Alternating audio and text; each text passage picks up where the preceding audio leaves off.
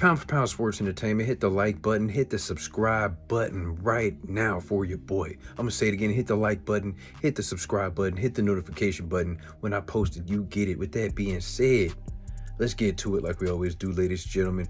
Listen, salute to Ysmsportsmedia. Jamil Parker over there doing phenomenal work. He got an exclusive, I'm going to say it again, he's got an exclusive interview with Jaron Boots Ennis, okay? Well overdue as far as this topic is concerned. And go check his channel out. Once again, Ysmsportsmedia, phenomenal work over there. Oh my God. Great opinions from trainers, promoters, fighters, everybody in the business. They breaking down every detail of the business of boxing, as well as just in-depth breakdowns of actually boxing styles, future matchups, you know, this, that, and the third, interviews, whatever you want, press conferences. It doesn't matter. They got it. So salute to them. And the link will be in the description. You guys can check out the full interview of the Ysmsportsmedia Jaron Boots Ennis interview. Once again, the link will be in the description below. Check that out for you guys. But yeah, my reaction to the Jaron Boots Ennis interview, first of all, it was a phenomenal interview. I'm gonna say it again. The questions were great questions. They were worded the right way. Jaron Boots Ennis had to be brutally honest. Not saying he isn't brutally honest any other time, but this is such a hot, controversial topic as far as the Vergil Ortiz negotiations. What happened, what fell through, what was true, what was false, who did what. And you know what? Jamil Parker from Ysmsportsmedia did a great job of wording everything right, of, you know, just putting everything right on the table for Jaron Boots Ennis. He had no choice but to answer them, and I think he was very honest about his answers, and he revealed a lot of truth within the interview. But I mean, honestly, Jaron Boots Ennis, he's been consistent as far as what happened with the fight.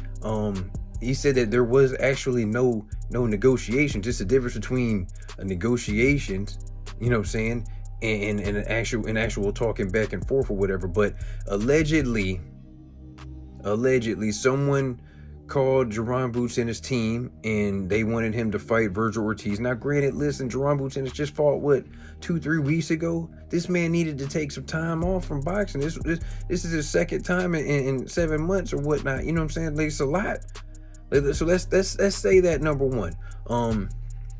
But yeah, so it was just big controversial when it comes to Vergil Ortiz as far as the weight is concerned, right? So there's rumors out there, and Mr. Turkey Al-Sheikh has also said this, that the fight was supposed to be at 147 pounds for Jaron Boots Ennis' title. Then they called back, according to Mr. Eddie Hearn, they messed up with the weight, called back and said it's going to be at 154 pounds, and Jaron Boots Ennis has to relinquish his IBF title at 147 pounds. And Jaron Boots Ennis, he broke that down too. He was like, yo, listen, I don't have a problem fighting Vergil, but I don't want to give up my belt.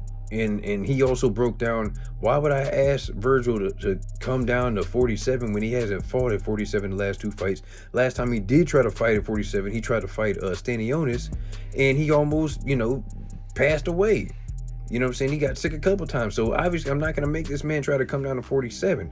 I think the big controversy in that situation is the post-fight interview that Jaron Boots Ennis did after the second Karen fight, where he says, I want to take on the best in boxing. I want to take on anybody 147 pounds, 154 pounds. But now when it's time to move up, according to a lot of people, he's not ready. But I mean, I get why he's not ready to move up to 154 pounds, because he's not done at 147 pounds. He broke down the whole paper champ situation. How he even got the title in the IBF title was because, I believe, what was it?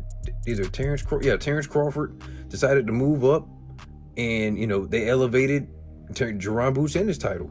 So he didn't get to experience the joy of becoming a world champion, taking the belt from the champion. He didn't really, I guess, in his mind, earn that.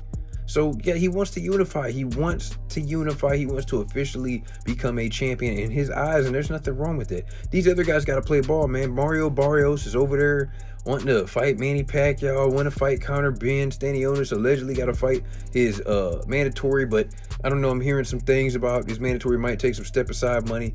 Brian Norman Jr., he got a fight coming up in March with, I think, a mandatory that he got or whatever. So maybe after that, I don't know. As far as the fighter, well, as far as the whole interview is concerned, Jaron Ennis did reveal that he is going to be more on top of the business aspect, and if you don't hear anything from him, it's not official. Like, he already previously posted that on his Instagram. He's standing 10 toes down on that. I believe he has one more fight left with Mr. Eddie Hearn in the zone. We'll see what happens next. Come on, let him unify, then move up to 154 pounds. But as far as a fight with Vergil Ortiz right now, it kind of doesn't make any sense, but it kind of does. I feel like if it's a career high payday, go get your money. But who's to say that money might not be even more if both guys get a title at 154 pounds? If I'm Vergil, why would I mean, it makes sense why Vergil will want to fight Jaron Ennis, because Vergil hasn't fought since July, August time, sometime like that. He's been out the ring. He's ready to go. Jaron Ennis just fought like 2-3 weeks ago, like I just told you. And this would be his third fight in 7 months, 7 months, something like that. So he would have to go right back to camp, right back to cutting weight. Well, he would actually move up, but he would still have to come back up. I mean, get back into camp, get back in the flow of things, arrive over in Saudi Arabia a week before the fight, adjust to all that. Like, come on, man. That man hasn't had a chance to breathe. Like I said, he literally just got out the ring, and he's getting hit with ducking allegations. Everybody's tripping. Eddie Hearn saying one thing, Turkey out. She saying another thing. Jaron Ennis saying, I never even, we were never negotiating. And then when you did call, you wanted me to make a decision right then, and I'm not ready to make a decision yet. I don't know if I want to give up my 147 strap. You know what I'm saying? I don't know if I want to move 154 pounds yet. I don't know. So salute to Jaron Ennis, salute to Ysmsportsmedia. Great interview. He also did a breakdown within the same interview. He did a breakdown of his performance, of Jaron Ennis' performance of the second Cameron fight. So, hey, man. It is what it is. Salute to Jaron Ennis. I'm glad he cleared some things up. Salute to Ysmsportsmedia. Once again, the link is in the description. You guys can check it out for yourself. Let me know what you guys think about that interview, man. Do you believe Jaron Ennis and the things that he says about what happened with the Vergil Ortiz fight and how everything fell through and how he's not ready to move up to 154, or he's pretty much undecided? Do you think that fight should be just pushed back?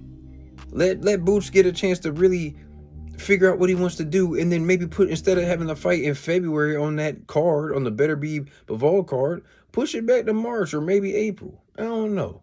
But hit that like button, hit the subscribe button. It's your host, F. Merritt, Pound for Pound Sports Entertainment. I'm out.